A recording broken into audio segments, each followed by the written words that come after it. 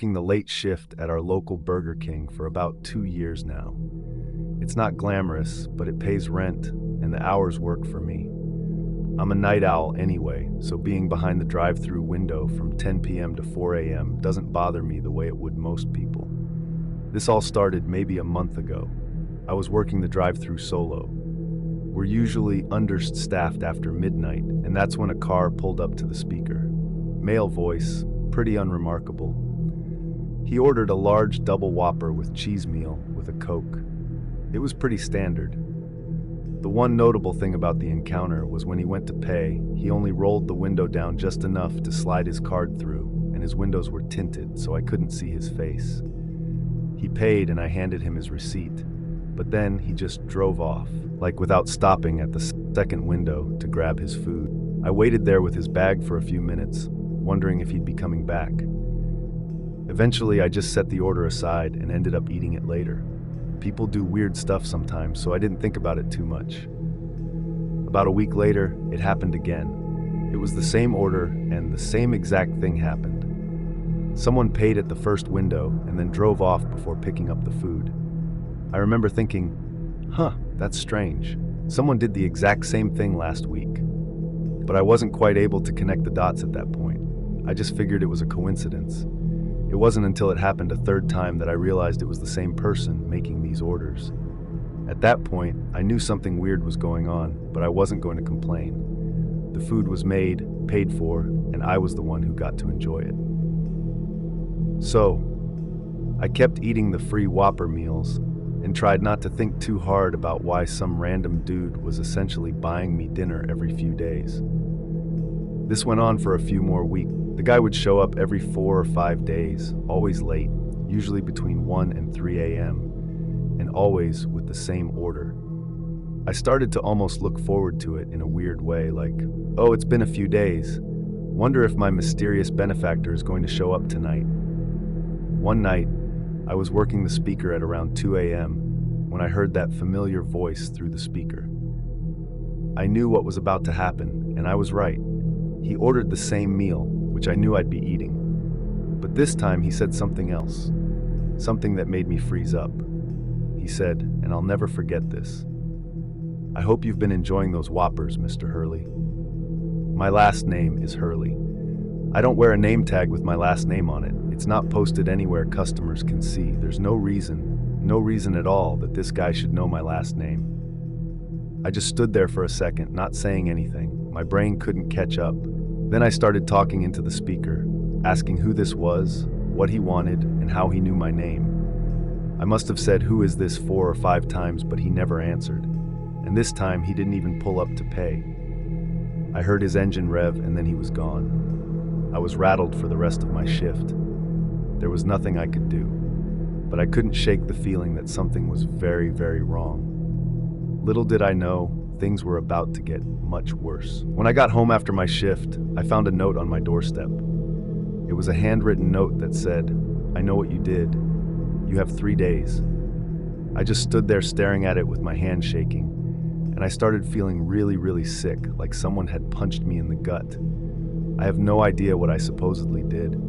I've been racking my brain trying to think of anything that could explain this, but I've got nothing. This sounds so stupid, but I don't have enemies or secrets. I'm a 24-year-old guy that works at Burger King and plays video games on his days off. Not exactly living the most exciting life. I didn't sleep that night. Instead, I just sat on my couch with the lights on, dreading whatever was going to happen next. But nothing happened. I had no choice but to just move on. It turned out I wouldn't have to wait that long because the next night at work, that guy was back. This time, he didn't even bother playing games. Instead of ordering food, he just asked me to write something down. Then, before I could even respond, he gave me an address. It was some random place on the outskirts of town in an area I didn't recognize. And then he told me I had 2 days to deliver him $10,000. I damn near laughed at that. I didn't think he was serious, but he clearly wasn't kidding. As soon as he drove off, I immediately went back to being terrified. There was absolutely no way I'd be giving that guy $10,000. I didn't even have $10,000. I still don't. So, I decided to ignore him. I figured it had to be some elaborate scam or a prank from someone I knew. I should have called the police right then, but I didn't even think of that. 3 nights later, I thought things were over. I hadn't dropped any money off, and nothing had happened. But of course I was wrong. I was sitting there watching TV, winding down from my shift, when out of nowhere, I was jolted up by the sound of shattering glass. I hit the floor on instinct, thinking someone was shooting at me. But when I finally got up and looked around, I realized someone had just thrown a rock through my window. By the time I went to look outside, whoever had been there was long gone. This time, I called the police. I told them everything, including the address I had been given, and they said they'd check it out and told me to stay vigilant. They really didn't do much. They just told me they'd patrol the area a little more closely, and that without any doorstep footage, which I obviously don't have, there was nothing they could do. And that was 3 days ago. I've called in sick to work the last 3 nights. But I don't even think that's going to do anything, since the guy clearly knows where I live. I can't afford to not work, and I can't afford to move. So I'm stuck in this nightmare until the police can track that person down. I think I might try getting them to track the credit card number that the guy used to pay for the Whopper meals. But other than that, I'm not really sure what to do. Why I got targeted, I have no idea. Hopefully things don't escalate from here. I graduated from college about 8 months ago with a degree in communications, which, as I'm sure you can imagine, has been incredibly useful in helping me secure gainful employment. That's sarcasm, by the way. I'm still living with my parents, and I haven't been able to find a real job yet. So I'm off to a great start. In the meantime, I drive for Uber and Uber Eats, sometimes both in the same night, depending on what's popping. It's not a career, but it's money, and it lets me feel like I'm doing something productive while I figure my life out. I know that sounds kind of pathetic, but it's what I've got right now. I drive mostly on weekend nights, Friday and Saturday, usually from around 9 p.m. until 2 or 3 in the morning. That's when the surge pricing kicks in, and the drunk college kids need rides home from the bars downtown. It's not technically a night shift, but it feels like one. This happened a few weeks ago. It was a Saturday night, maybe around 1:30, and I was about ready to call it. I was about to turn off the app when one more request came through. The pickup was downtown, which was fine, but the drop-off location was really far away, past the suburbs even. I almost declined it for that reason, but the fare was too good. The girl I picked up was completely normal. The drive took about 40 minutes. By the time I dropped her off, it was past 2.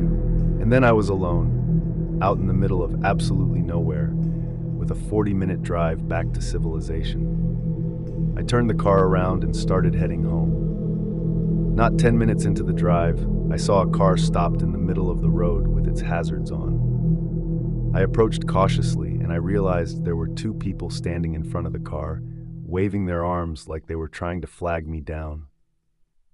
My first instinct was actually not to stop, but I'm someone who can't just ignore a person in need. So against my better judgment, I decided to stop.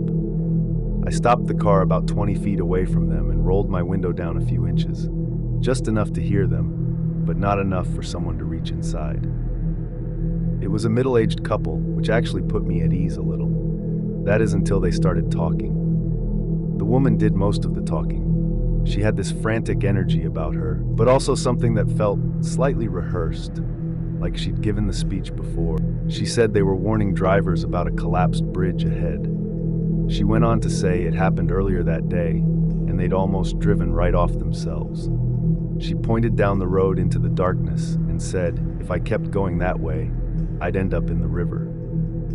So naturally, I asked them what I should do instead.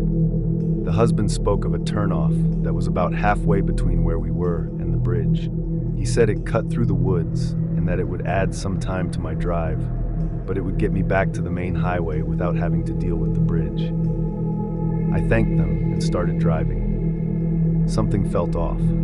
I didn't know what it was, but I knew one thing. I was going to trust my gut and just drive the way I had been intending to go. About a mile down the road, I saw the turnoff they'd been talking about. It was this narrow dirt path that disappeared into the trees, and and it was barely wide enough for one car. Later, I reached the bridge. I slowed down a little, but it was fine. It wasn't collapsed for sure, and it didn't even look damaged at all. I drove across it without any issues and made it back to the main highway a few minutes later. Even though nothing happened, the experience stuck with me to the point where I didn't sleep well that night. I kept thinking about what would have happened if I had followed that couple's instructions. If I turned down that dirt road alone in the middle of the night. A few days later, the curiosity got the better of me and I did something stupid. I drove back out there. It was the middle of the afternoon this time, broad daylight, which made me feel slightly less insane about the whole thing. I retraced my route from that night. Those people weren't there this time, obviously. When I got to the turnoff, that dirt path into the woods, I slowed down and pulled over. To my surprise, there was something new. There was a sign nailed to a tree right at the entrance of the path that simply said, "Dead End." That sign hadn't been there before. I would have definitely noticed it that night, even in the dark. Someone had put it up in the last few days. I sat in my car for a minute staring at the path. In the daylight, it didn't look quite as ominous. It was just a narrow dirt road that disappeared into some dense trees. I wanted to explore it a little, but I was worried about my car getting stuck, so I decided to go it on foot. I'm not sure what I was expecting to find, but being that there was daylight out, I really wasn't scared at all. I turned off my engine. As soon as I stepped out of the car, though, I got a bad feeling. I stood there at the edge of the path trying to see further down, but there wasn't much to see really. I don't know what it was, but something about standing there and actually being out in the open discouraged me from walking in. Things went from 0 to 100 in about 2 seconds. As I was turning around and walking back to my car, I heard a scream ring out behind me. It was this awful scream, definitely a woman's, and it came from somewhere deep in the woods down the path. I can't tell you how fast I was out of there. Before I could even think, I was already speeding away. I don't think I've ever been so scared before, and that was about 2 weeks ago. I haven't been back to that spot since, but here's the thing, I can't stop thinking about it. Part of me knows I should just leave it alone, but I've been thinking about asking one of my friends to come out there with me. If I do, I'll record a video and send it. But for now, all I can really do is wonder about that scream and those people. This happened a few winters ago when I was working overnight security for a commercial warehouse complex. I was 26 and had been doing the job for 8 months. The shift ran from 11 p.m. to 7 a.m., and I was always the only employee on the site. There was a supervisor I could call if something went wrong, but for the most part, it was just me and the cameras. The complex was in an industrial area on the edge of a small city that didn't have much nightlife. Most nights followed the same routine. Clock in, do a walkthrough of the exterior, then settle into the security office to monitor the cameras, and every hour, another patrol. The warehouse stored mostly industrial equipment and bulk supplies. Nothing particularly valuable.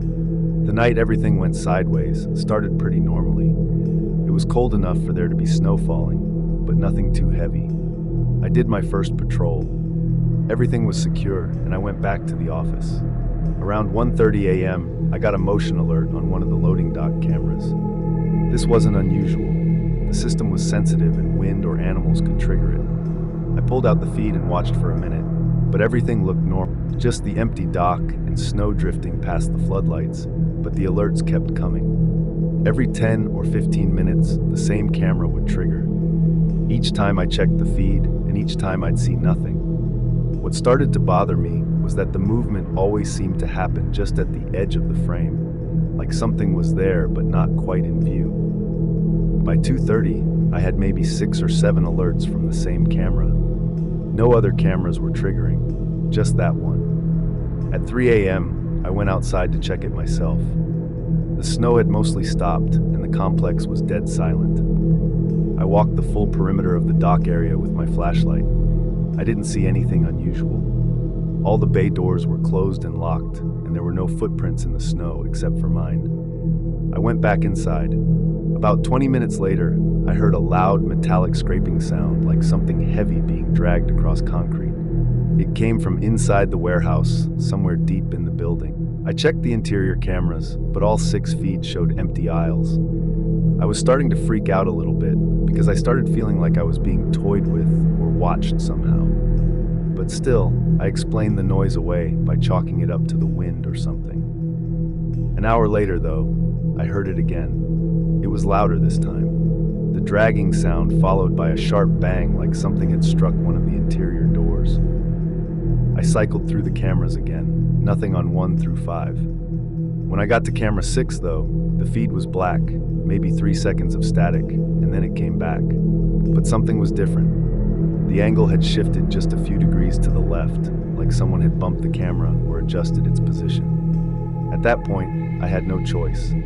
I grabbed my flashlight and radio and headed into the warehouse. The interior was massive, probably 80,000 square feet of industrial shelving arranged in long aisles. During the day, it was bright and full of forklifts. At night, the overhead lights were dimmed to save power, casting everything in this yellowish half-light. I was maybe halfway down the main aisle when I heard footsteps coming from somewhere to my left. It definitely sounded like someone, a person walking maybe 2 or 3 aisles over. As soon as I stopped, the footsteps stopped too. I stood there trying to control my breathing. I remember how tense it was, standing there in complete silence, waiting for a sound that I wasn't even sure would come. After what felt like forever, I couldn't take it anymore. I had to break the silence. In a firm voice, I announced my presence as security and insisted that whoever was there make things easy and reveal themselves. But of course, there was no response. The rest of that patrol was utterly terrifying.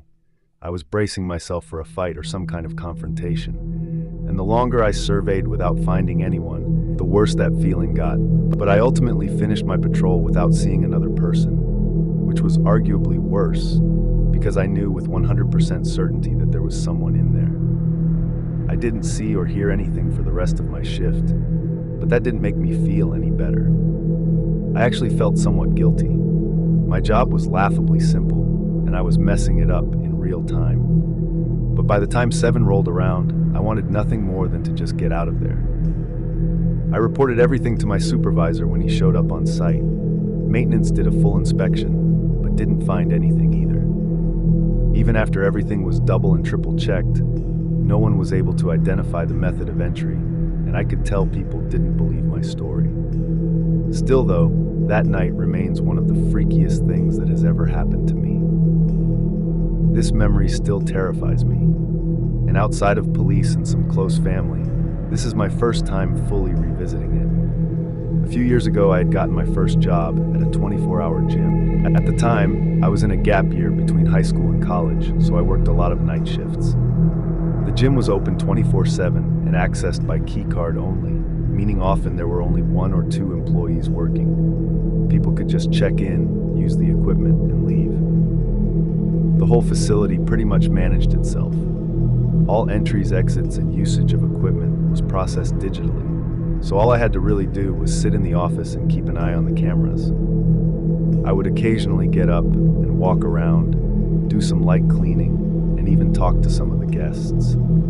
This was in a pretty bad part of town, but for the most part, everyone was nice and friendly, and it was one of those gyms where everyone kind of knows each other, considering how few people really come in. This one night in particular, I was working from 8 p.m. until 6 a.m., which is generally a very long, boring shift, but everything that happened that night keeps me up at night to this day. It was around 2 a.m. when I had already done multiple rounds around the building and finished all routine paperwork.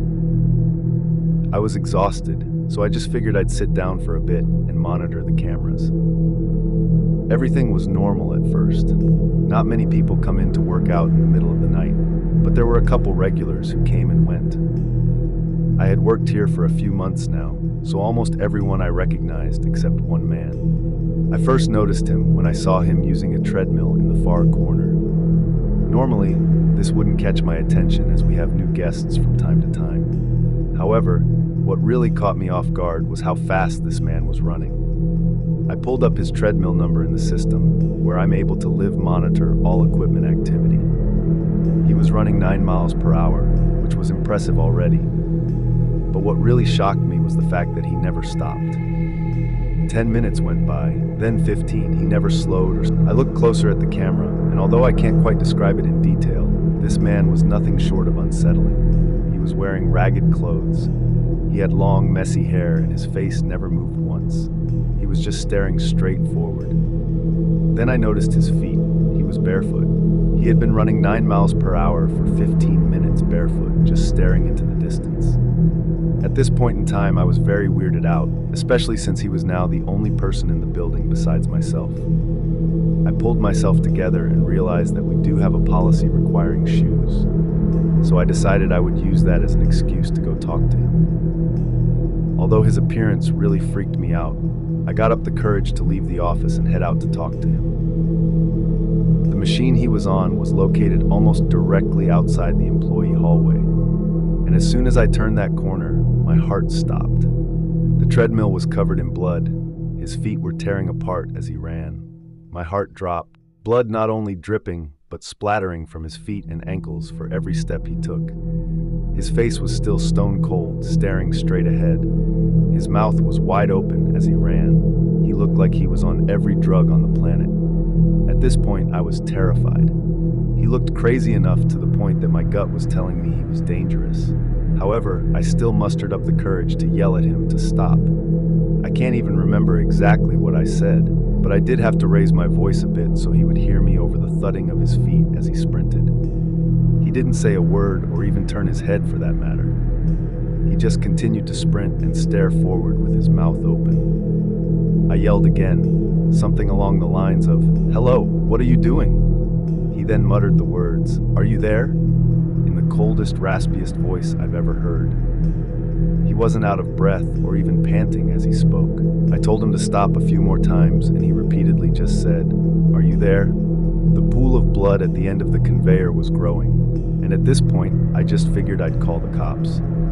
I went back to the office, picked up my phone, but before I called, I glanced at the monitors again. He was staring directly at the camera, sprinting, bleeding, mouth open, staring at the camera. I turned away and then heard him screaming from outside the door. He wasn't even screaming words, just screaming at the top of his lungs as he stared at me through the camera. Suddenly, he hopped off the treadmill. He didn't even turn it off, and he sprinted out of view of the camera. I immediately started clicking through the feed, searching for him, but he was out of view of every camera we had in the building. I had checked every camera except one, the employee hallway. Sure enough, there he was, about 6 feet from the office door, just standing there. I don't even know how he had gotten into this hallway without a key card, but I didn't hesitate to quickly lock the door. Almost 5 seconds after I locked it, the door knob rattled. Now I was calling the cops. He started screaming again and shaking the door as I explained to dispatch what was happening. They told me police were 5 minutes out as I just waited in the corner of the office while this man was trying to get inside. His scream was terrifying. It was so deep it barely sounded human, and he kept it up for an unbelievably long time. This went on for about 3 minutes. I thought if he got in here I was going to die, and I felt absolutely helpless. Suddenly, though, the screaming stopped and the door didn't move. I checked the cameras again and he was gone. I couldn't see him anywhere. Eventually, the police arrived and I made them search the entire place before I would even leave the office. They told me he was nowhere to be found. I answered their questions and drove home. I quit the next day and have not entered that gym since. I have no idea what that man wanted or what kind of crazy he was.